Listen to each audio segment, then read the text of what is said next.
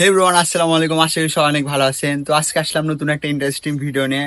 তো আমার এই হাতে একটা কবিতা দেখতে পাচ্ছেন, এই কবিতাটা হলো রেসার কবিতর।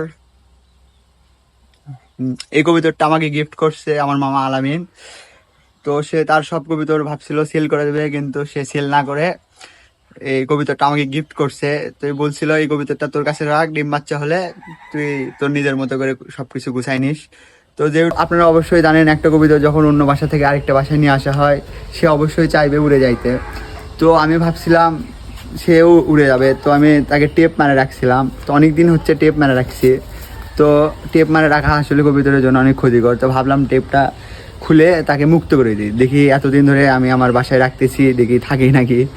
তো আসেন আপনাদের একটু খুলে লেখাই।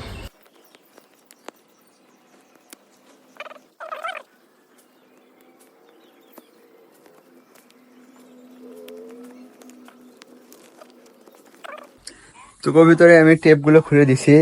টেপটা মারা আমার আসলে ঠিক হয়নি। টেপটা মারার পর তার পাখাগুলোর অবস্থা একটু খারাপ হয়ে গেছে।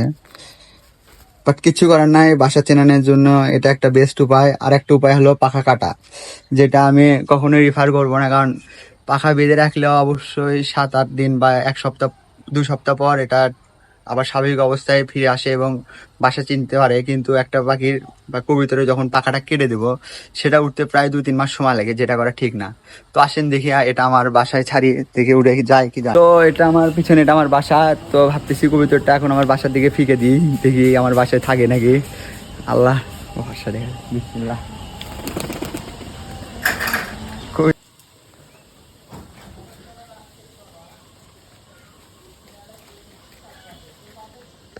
তো এভরিওয়ান, কবিতরটা আমি ছেড়ে দিলাম। এখন দেখার বিষয় এটা আমার বাসায় থাকে কি না থাকে, কারণ এটা তো রেসার কবিতর, এটা উড়ে বেড়ানোর স্বভাব। আর কবিতরটা যেহেতু আমার বাসার না, সেহেতু না থাকারই কথা। তবুও বিশ্বাস আছে, 7 দিন যেহেতু আমার 7 দিনের উপর ছিল আমার বাসায়, তো একটা বিশ্বাস যে আমার বাসায় থাকবে।